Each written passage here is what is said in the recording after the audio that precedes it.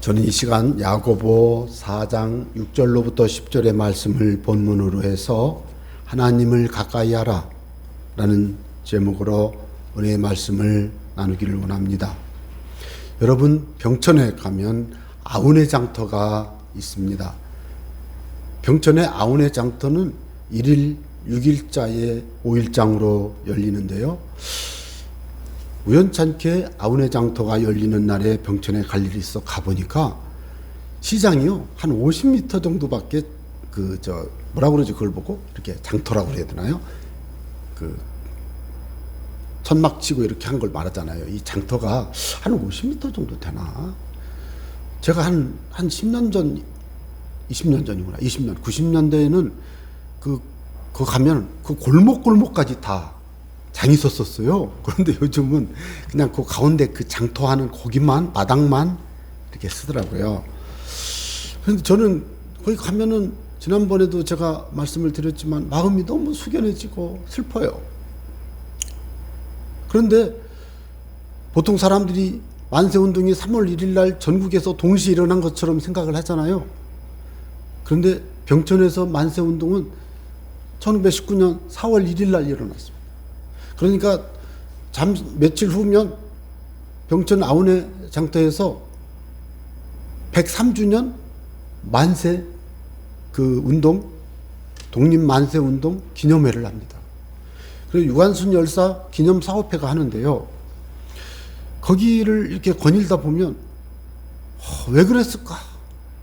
그분들이 왜 그랬을까? 그 첫날 19명이 현장에서 죽었어요. 그 다음까지 다 합하면 몇십 명이 죽었어요.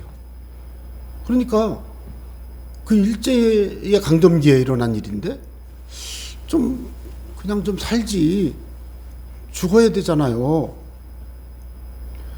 저는 그 만세 운동을 한 것을 전 존경하고, 그렇지만 제가 오늘 말씀드리려고 하는 게 뭐냐면 죽임을 당했잖아요. 죽임을 당한 그분들, 그 순국 열사 추모각에 가보면 누군지 이름도 모르는 순국자가 있어요. 그러니까 매봉산에서 막 봉화를 올리고 해가지고 그 주변의 분들이 거기로 다 모여든 거예요.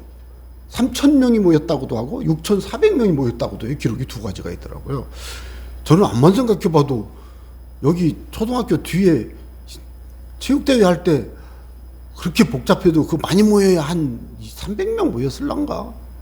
그런데 그 조그만 그 아우네에 3,000명 혹은 6,400명이 모여가지고 태극기 들고 만세를 외칠 때 일제 군사인지 경찰인지 경찰이죠. 총을 쏘고 칼로 찌르고 막. 여러분, 그런 상황이 전개될 때 왜 그랬습니까? 자유를 얻기 위해서죠. 물론 독립이지만, 나라의 독립이지만 일제 강점기 얼마나 많이 소탈을 당하고 고난을 겪었습니까? 예? 한국 여성들이 얼마나 고통스럽습니까? 그 당시. 그래서 그런 걸 생각을 해보면 자유를 얻기 위해서 무너진 인권을 되찾고 나의 삶을 존귀히 살아가기 위해서 때로는 싸워야 되는 거예요. 싸워야 되는 거예요. 그래서 싸운 거예요. 목숨 걸고. 그런데 저는 그런 생각이 들어요. 좀 몽둥이라도 좀 들고 싸우지. 혼자 생각이 그런 거예요. 소용없는 얘기지만 혼자 그냥 하는 거예요. 무슨 빈손으로 만세 부르면 다 죽는데. 물론 다 죽이지는 않았지만 시범적으로 죽잖아요. 유관순 열사 어머니, 아버지, 삼촌. 여러분, 너무 가슴이 아프지 않아요? 그래서 저는 유관순 열사를 여러분의 머릿속에 한번 이렇게 툭 한번 더 기억나시기를 바라서 이렇게 합니다. 여러분, 여유가 있으실 때 조용히 가셔서 그 유적지 다 읽어보세요. 쫙 읽어보세요. 그리고 요즘 인터넷에 다 떠 있지만 현장에 가면 더 가슴에 막 저려. 저는 이것을 자유를 향한 외침이라고도 생각을 합니다. 억압받고 짓눌린 대한민국 백성들의 그 눌린 자유를 향한 한 거죠. 한 거. 그래서 저는 의병이 일어나고 불법이 막 일어날 때, 불법을 행할 때 의병이 일어나고 막 저는 또 동학도 생각을 해요. 동학. 여러분 동학은 기독교적 관점에서 볼 때는 반 기독교예요. 뭐 그렇지만 저는 뭘 말씀드리고 싶냐면 이 동학 혁명이 공주 우금치 거기 추모다각이 있는데 거기서 다 죽잖아요. 그냥 그건 전쟁도 아니에요. 그냥 살육당한 거예요, 여러분. 그런데 그분들이 그걸 몰랐겠어요? 죽을 거 몰랐겠냐고. 왜 일어났어요? 자유를 위해서 일어난 거예요. 저는 굳이 자유라고까지 막 단정 짓는 건 아니지만 억압받는, 예? 쉽게 말해서, 예. 때로는 그런 것들을 보면 우리 사회에 정말로 중요한 게 뭐예요? 저는 어떤 때는 막 이렇게 그 카톡 보다가 반기독교 정책 그리고 내가 반대하는 어떤 게 이렇게 뭐 국회 입법 예고 이런 거 날아오잖아요. 저 다 해요, 앉아서 다 해요. 하루에 몇 개씩 해. 왜 그런지 아세요? 그걸 해야 국민의 소리가 전달되니까. 국민의 소리가 전달돼도 짓눌러 버리지만 저는 반기독교는 무조건 해요. 그건 말이 안 되니까.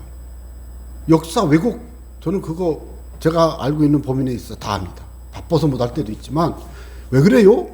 여러분 제가 기도하는데요. 굼벵이도 밟으면 꿈틀거리는 거예요.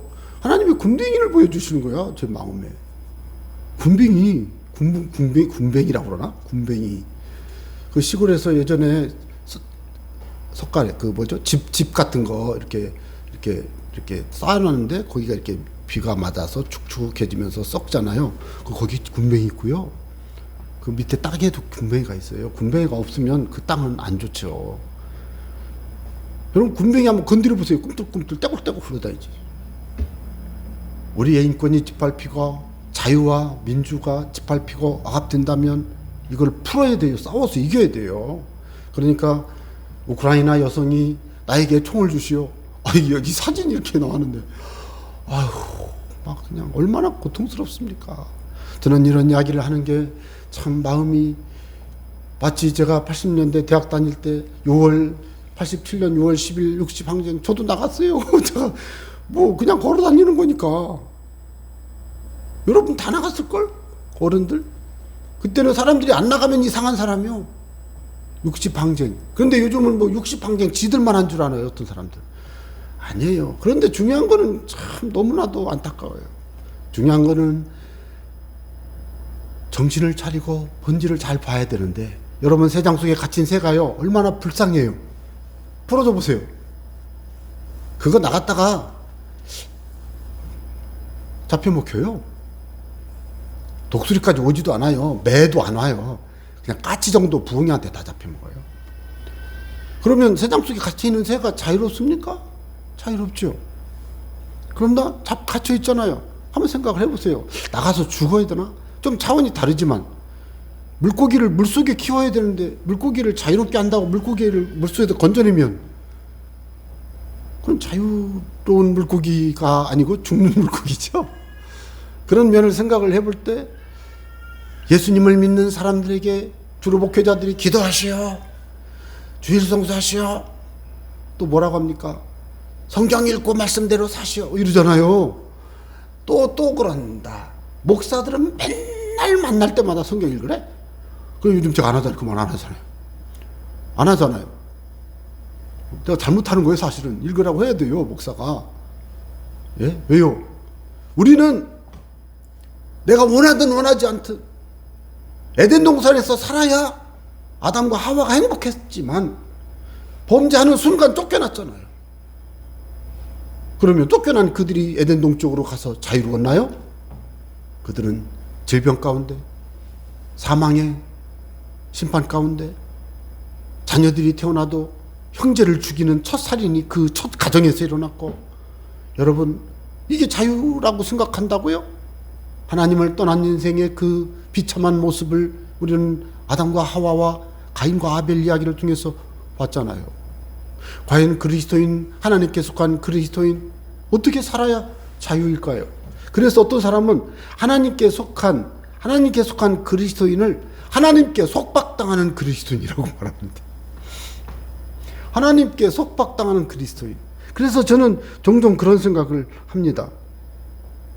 자유를 갈망하며 살아가는 많은 사람들이 결국은 결혼이라는 제도에 속박당하여 가정이라고 하는 굴레에 갇히더라고요. 그는 가정에 속해 가정 안에서 살면서 자유를 억압당하더라고요. 아내는 남편에게 자유가 억압되고 남편은 아내에게 자유가 억압되고 어린이들은 부모에게 억압되고, 저는 억압된다고 생각 안 하지만 그 사람들 얘기를 하는 거예요. 여러분, 어린 아기가 어머니 품에서 억압돼가지고 숨을 벌렁벌렁 쉬면서 큰다고.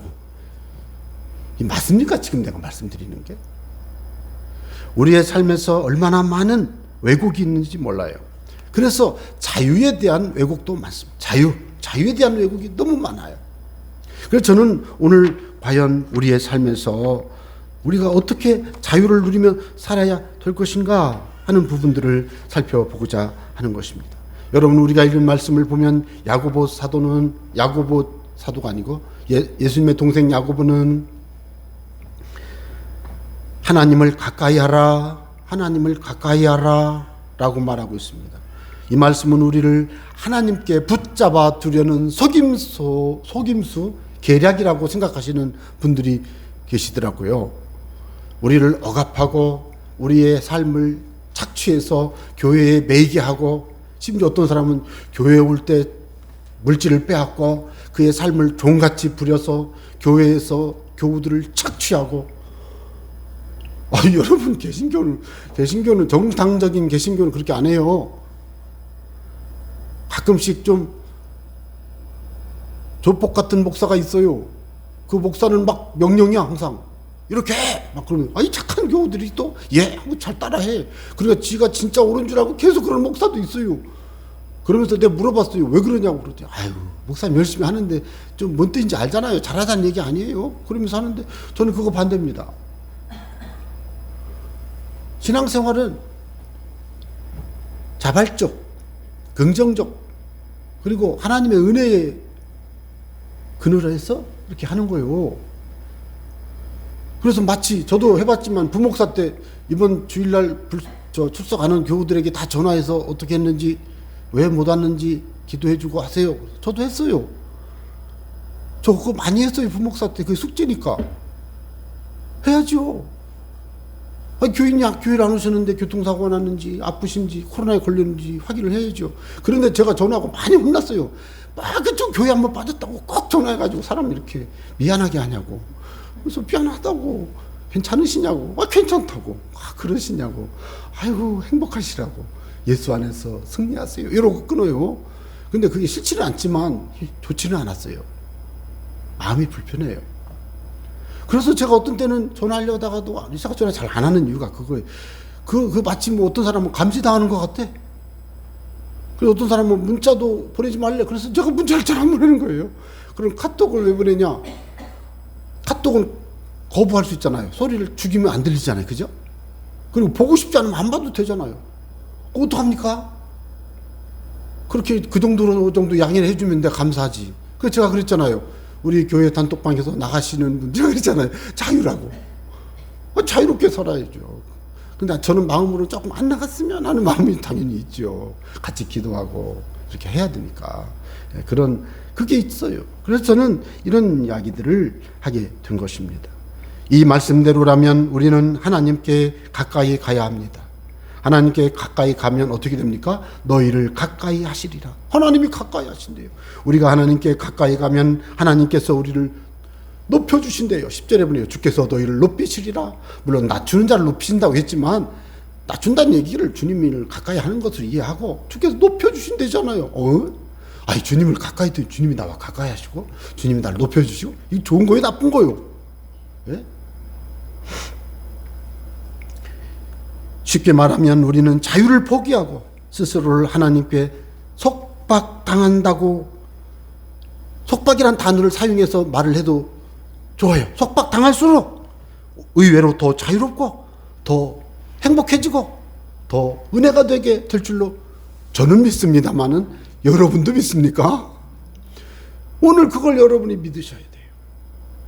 주께 가까이 하는 것이 내게 행복인 줄 깨닫고 주님을 가까이 해야 돼. 주님을 가까이 하는 게 그렇게 중요해요. 저는 그래서 우리는 어떻게 살아야 하는가 한번 살펴보기를 원합니다.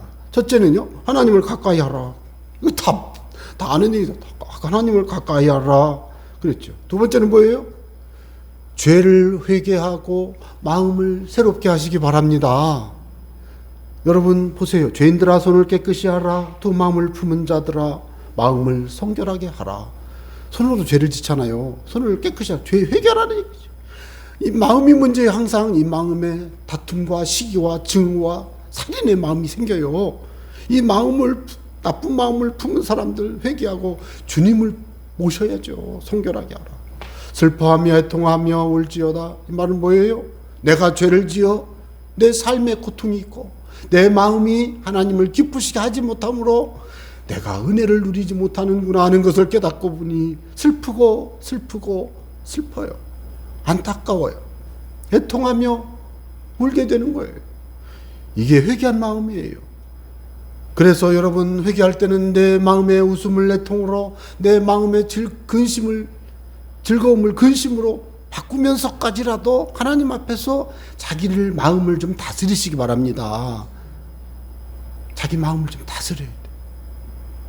그래서 죄의 모습이 내 마음과 삶에 머물지 않도록 자신을 다스리시는 여러분 되시기 바랍니다. 여러분 이러면요 하나님이 기뻐하시잖아요. 또 자신을 낮추시기 바랍니다. 뭐라고요? 자신을 낮춰. 어떻게 낮춰야 돼요? 예수님, 제가 부족한 사람이에요. 제가 부족한 사람이다 보니까 이렇게 됐어요. 저는 이 모양밖에 안 돼요. 이런 말은 안 해도 돼요. 이 모양밖에 안 돼요 보다 제가 좀 부족해요. 이 정도 해도 부족해요. 저의 부족함을 불쌍히 여겨주세요. 저를 좀 도와주세요. 이렇게 하는 거예요. 주님이 저를 도와주시지 아니하시면 제가 숨 하나조차도 제 마음대로 쉴 수 없다는 것을 제가 압니다. 여러분 맞죠? 아침에 일어나서 숨을 쉬어지는 걸 감사해 보셨죠? 저는 매일 감사해요. 아침에 숨 쉬어지는 게. 저만 그런가? 여러분들도 숨 쉬는 거 감사하시는 줄로 믿습니다. 안 하시는 분은 오늘 지금 당장 빨리 감사하세요. 이 숨이 안 쉬어지면 이게 안 쉬어지면 죽은 거요. 죽었네. 천국 가네. 좋지만 할 일이 많잖아요. 아직 좀 정리할 게 있잖아요. 그래서 하나님 또 새 날을 주시고 새 기회를 주시고 감사합니다. 그러면서 이렇게 자신을 낮추는 거예요. 저 같은 사람 하나님이 부르시고 택하시고 부르시고 구원하셔서 거룩하게 하셔서 하나님의 새 언약 일꾼 삼으시고 성전 삼아 성령 주시고 성전 삼아서 하나님 주신 사명을 수행할 수 있는 힘을 주셔서 감사합니다. 할렐루야. 오늘도 힘차게 아멘 하고 사는 거예요. 여러분 이렇게 살아가시는 분들 복된 삶인 줄로 믿으시길 바랍니다. 과연 이렇게 살면 어떻게 될까요? 그 사람의 삶을 보겠습니다. 그렇게 살아가는 사람 하나님을 가까이 하라. 그리하면 너희를 가까이 하시리라. 이 사람은요 하나님이 가까이 하셔. 외롭지가 않아. 하나님이 동행하셔. 다윗처럼 여호와 하나님을 내 앞에 모심이여 주께서 내 우편에 계시도다. 내 앞에는 충만한 기쁨이 있고 내 우편에는 영원한 즐거움이. 여러분 이게 느껴지시기 바랍니다. 아침에 일어나서 하나님 앞에 기도할 때 오늘 새날을 주신 주님 내 삶에 새 힘을 주시고 내 마음에 용기를 주시고 비록 질병이 있어 건강이 안 좋고 자녀들이 여러 가지 힘든 과정을 통과하는 걸 바라보기가 안타깝고 그들을 위해 기도하면서 눈물은 나지만 주님이 내 앞에 계시고 주님이 내 우편에 계시고 주님이 내 마음에 계시니 내가 충만한 기쁨이 있습니다. 영원한 즐거움이 있습니다. 뭐 이런 마음이 이게 싹 올라와요. 안 올라오시는 분은 마음이 아직 성결하지 못한 거요. 예? 마음에 하나님이 주시는 새 힘이 싹 올라올 때까지 마음을 치고 마음을 씻고 마음을 성결하게 하고 하나님 앞에 회개하세요. 복이 됩니다. 복이. 하나님께 가까이 하는 것이 어떤 결과를 가져옵니까? 하나님께 가까이 하면 어떤 결과를 가져오냐면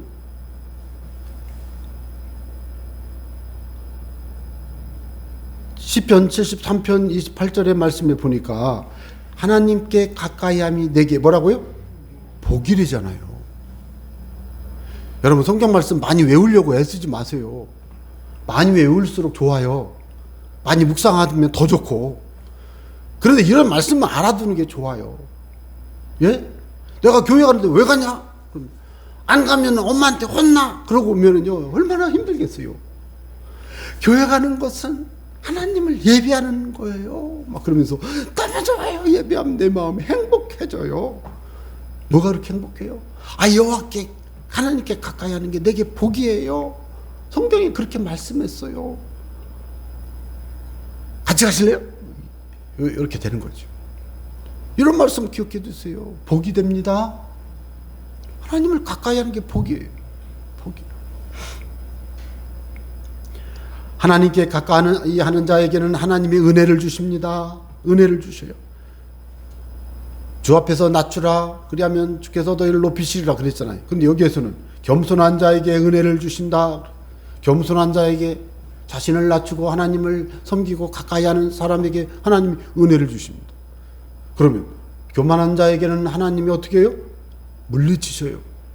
물리쳐. 하나님이 그 사람을 아주 대적하셔요.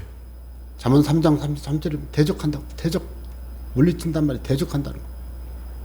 여러분 적절히 자기 자신을 자존심도 있고 자부심을 갖는 건 좋은데 하나님 앞에 교만하면요 그 사람 하나님이 별로 안 기뻐하시고 대적하십니다. 심한 경우에는 쳐버립니다. 이렇게 죄송합니다. 이렇게 친다는 표현 한번 해야 될 것 같아. 그래서 하는 거예요. 교만하면 하나님이 쳐버립니다. 탁. 그럼 교만이 어느 정도 교만해야 되냐? 하만 정도 같이 교만하면 하나님이 탁 칩니다. 하나님을 대적하고 하나님의 백성을 대적하고 하나님의 백성을 죄도 없는데 죽이려고 장대 높이 만들어 놓고 달려고 맨날 나팔 불고 다니고 그럼 하나님이 그 하만을 탁 쳐버리잖아요. 그러니까 교만도요 적당히 하면 하나님이요 그냥 봐줘요. 제가 경험해 보니까 교만했다 빨리 회개하면 돼. 빨리 회개해야지. 빨리 회개해야지. 회개하고 가서 금식 한번 하고 하루 한 끼 하고 기도하고 그럴 바에는 왜 알면서 교만을 하겠어요? 그래서 교만 안 해요. 교만할 수가 없어요. 하나님이 그들에게 은혜를 주십니다. 그럼 하나님이 가까이 하시면 은혜를 받습니다. 여러분 교회 오셔서 예배할 때도요 가인의 예배를 드리면 안 돼요. 그죠? 아벨의 제사, 아벨의 예배를 드려야 되는 거잖아요. 그래서 가인의 마음에는 막 예배 드리는 순간에 분노가 있었어요. 그 창세기 3장 읽어보면 그래요. 예배 드리는 중에 막 분노가 있는 거예요. 예? 예배 도중에 회개도 안 한 거예요. 예배 하다 말고 그냥 동생을 그냥 막 증오하기 시작했잖아요. 그리고 나중에 죽여버리잖아요. 그게 무슨 예배입니까? 예배하다 보면 할 말이 없어. 죄송해요. 그래서 저는 정말 힘든 게 뭔지 아세요? 모여가지고 아무개들이 모여가지고 막 예배해. 예배 끝나고 대판 싸워. 나는 그게 싫어요.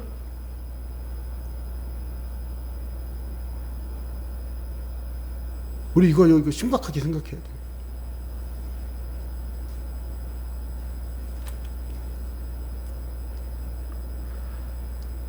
중요한 거는 또 하나 있습니다. 하나님을 가까이 하면 그게 하나님께 복종하는 거예요. 자 보세요. 불을 켜면 어두운데 불을 켜면 밝아지잖아요. 불을 끄면 다시 어두워지잖아요. 질문 드리겠습니다. 빛과 어두움이 같이 있을 수 있어요? 없어요? 너무 어리석은 질문을 했어요. 하나님과 마귀가 같이 있을 수 있어요? 없어요? 말씀을 표현을 잘못했어요. 하나님이 계신 곳에 마귀가 올 수 있어요? 물론 심판 받을 때 오겠지. 부르면 죽으러. 근데 우리 마음에 하나님도 오시고 마귀도 이걸 양신 역사라고 그러는데 이게 있어요. 예수 믿는 사람들 사이에.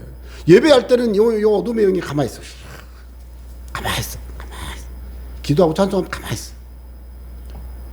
예배할 때 가만히 있다가 이제는 친구하고 밥 먹고 술 먹고 하는 자리 갔다는 이제는 다시 이제 막 이게 나타나가지고 막 얘가. 그래가지고 그냥 예배할 때는 은혜가 충만한 사람이 직장에 출근하기만 하면 완전히 고주망태기가 되는 사람. 그 사람은요, 제가 마귀라고까지 말할 필요 없어요. 마귀가 올 수도 없어요. 마귀는 하나거든. 마귀가 술 먹는데 오겠어요? 쫄다고 오지?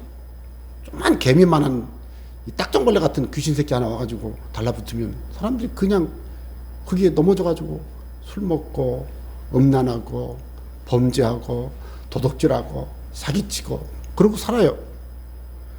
그리스도인의 삶에 하나님이 계시지만 악한 영이 들어올 수 있어요.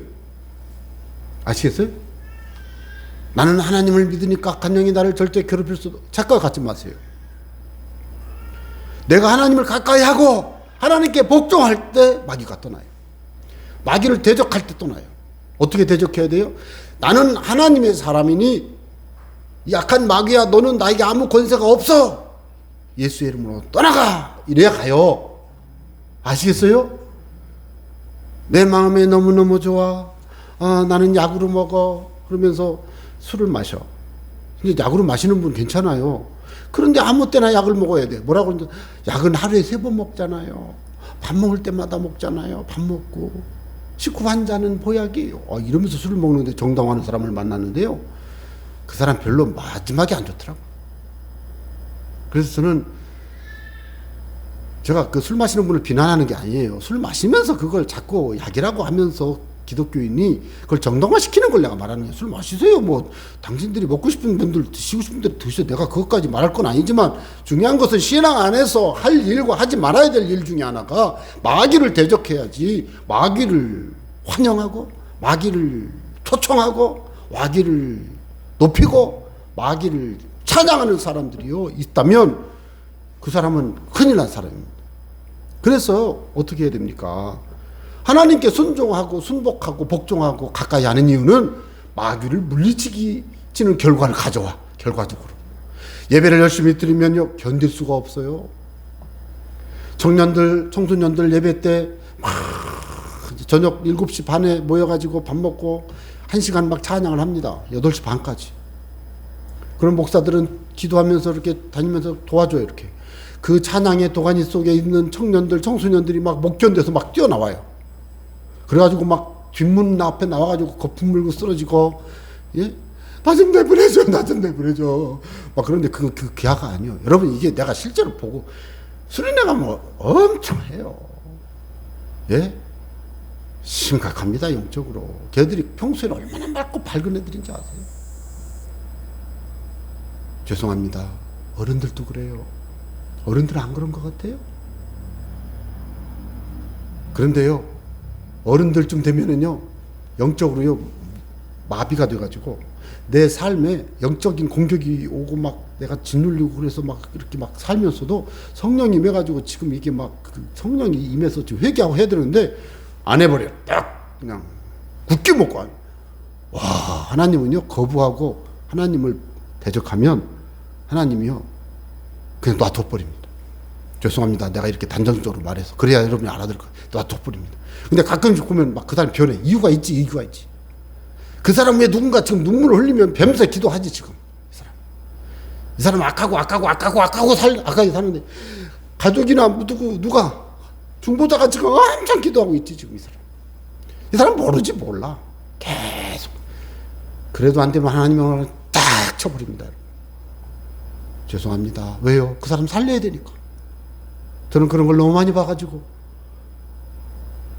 말로 하나님을 대적하거나 점집을 작곡하거나 예수 믿는 사람을 대적하고 교회를 욕하고 이런 사람들 죄송합니다.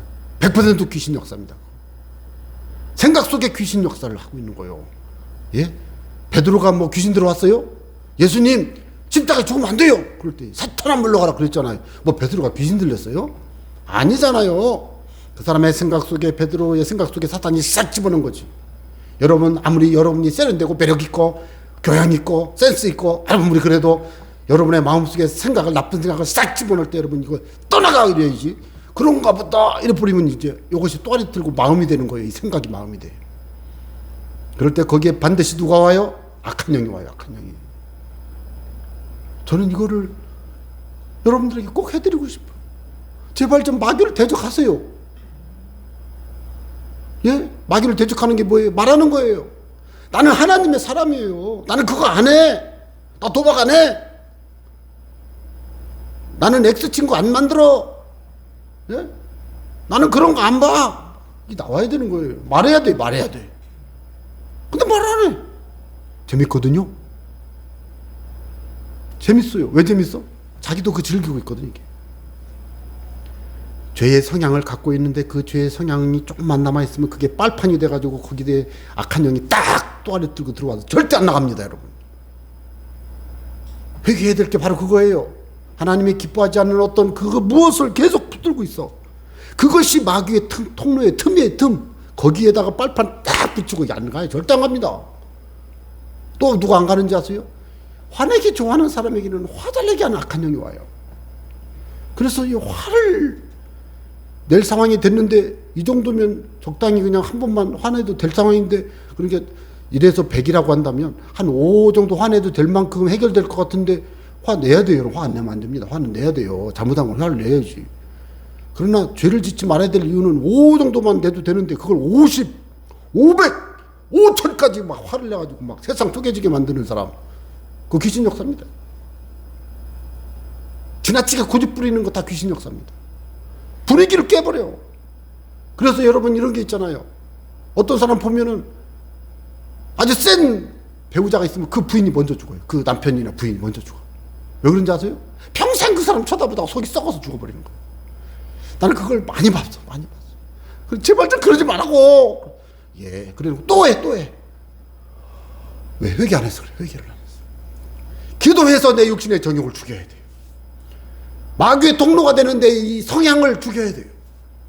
안 되니까 계속 들어오는 거예요. 그러니까 인생이 행복하지가 않고 질병에 걸립니다.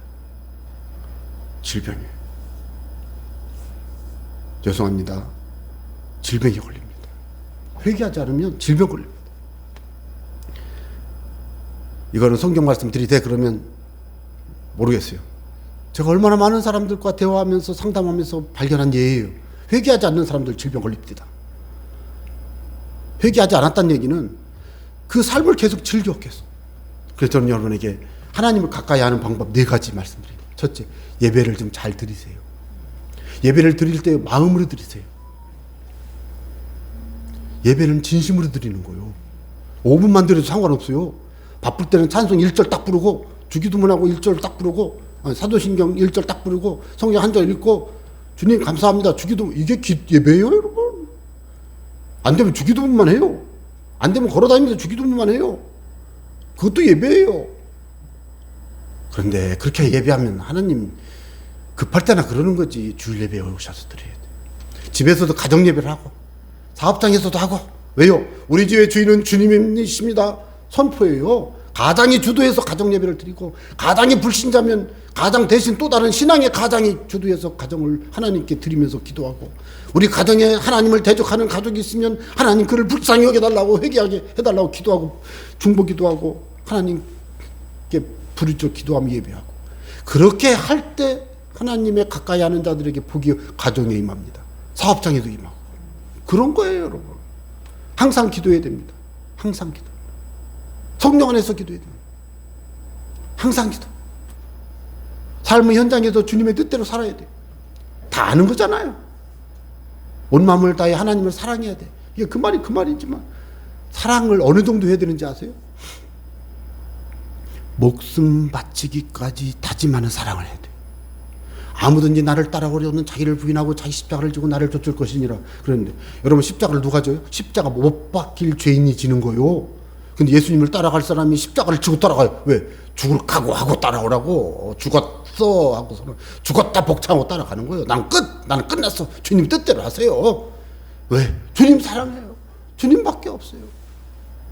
그럴 때로는 기도할 때 막 질병을 놓고 치유 기도를 하고 막 기도할 때 하나님의 사랑을 고백하면서 막 기도하면 어느 순간에 하나님의 사랑이 그 질병을 탁 통과해버려요.